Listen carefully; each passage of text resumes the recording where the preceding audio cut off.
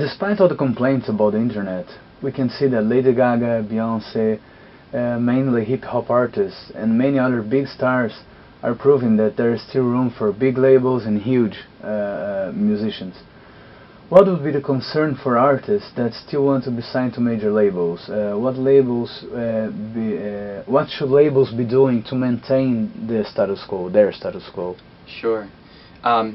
So I mentioned Merge earlier as an example of an independent label that I really like, and I think they're doing a lot of things positively. You know, I don't know the details of their contracts with artists, but I do know the thing. If you're asking me, you know, what to watch out for, if you're an artist that wants to become Beyonce or wants to become Lady Gaga, the way to do that is with a major label. I think you need that machine behind you that can get you commercial radio play, videos. You know, they have contacts. That's what a label has. They have contacts. I mean, traditionally a label is money through an advance, marketing, distribution, and contacts. You know, so if you want there, you know, that's how you do it. There are other ways to become successful. It's how you define success. But if you look at like Ani DeFranco as an example, she's a you know, this is poor, you know, encapsulation of what she does. She's much more than this, but she's a singer-songwriter. She has her own label in Buffalo, New York. She did everything herself. She started her own label and got, I mean, she's a great success story, somebody that's starting from scratch and doing it herself. So there's two different ways, really.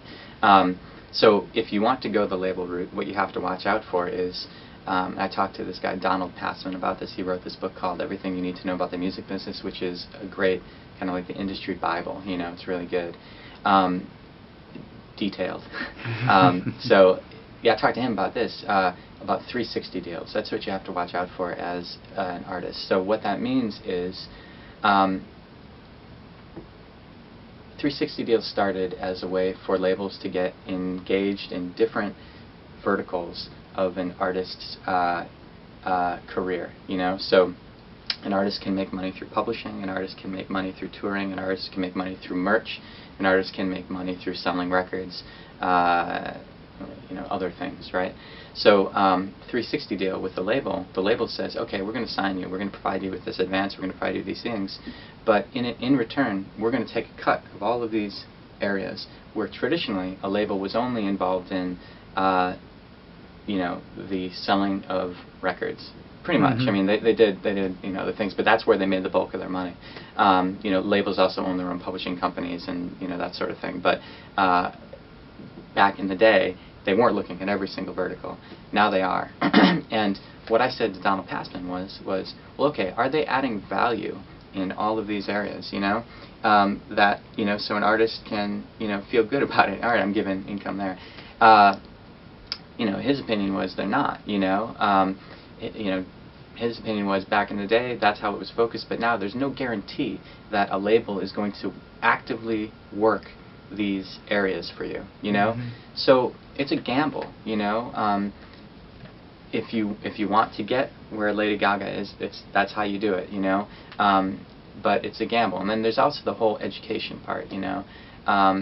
If you and this is obvious to a lot of people, but some folks don't realize it, you know. And there's that great article written by Steve Albini. It's old now, very old, but it's still got some good points about like recoupable expenses as an example, you know. So if a label gives you an advance, if a label spends on your campaign in certain areas of marketing, that's recoupable, you know, and it's recoupable only at your royalty rate, you know. So say you're at a 12% royalty rate with a major label, and you generate, you know, $500,000 in sales, you know, you're not recouping that $500,000 towards your whatever the label has spent. It's only 12% of that. Do you follow? You know what I mean? Yeah. So yeah, you know, so it's difficult. It's really difficult to recoup and make money through selling records. Really hard.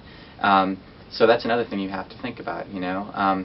And I've, you know, worked with a lot of people that have been signed to major labels, and you know, sometimes it works out for them, and the major gives them this visibility, and maybe even if they didn't recoup, they are dropped from the label, and now they have this, you know. The other thing, you know, I've worked with, in the Topspin course, I had an artist that was signed to Sony, And you know, she was signed to Sony maybe 5 years ago, got some good stuff, had one record come out, and then Sony dropped her.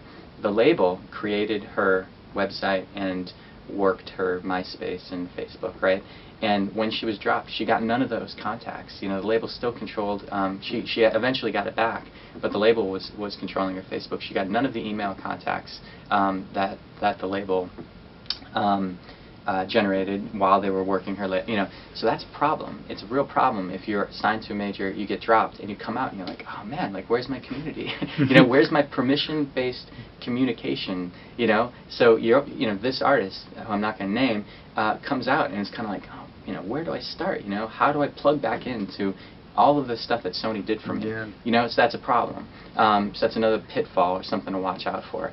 But you know, it's based on your what do you want to do with your career? Do you want to get here with the understanding that there are these things that you got to watch out for, or do you want to work, you know, really hard, build a small team, get your thing happening yourself? You know, and like I said earlier, I think there are a lot of tools that can help you along the way.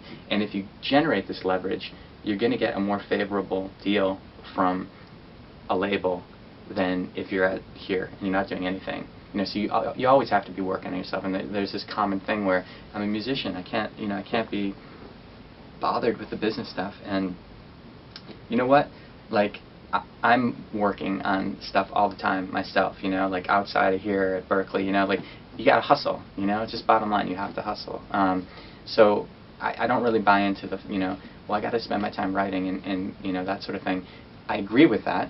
Do spend your time writing, make great music, but you have to have an understanding of the business and you have to get things started yourself. No one else is going to do it for you, you know, until you reach a certain period, a certain point where you can start working with the manager, you can start working with the booking agent, and those people can help you, but you got to build it up yourself, or, you know, with other members of your band, and, you know, here's this person that's going to handle all the web stuff, and this person's going to handle, you know, booking and like that sort of thing, you know.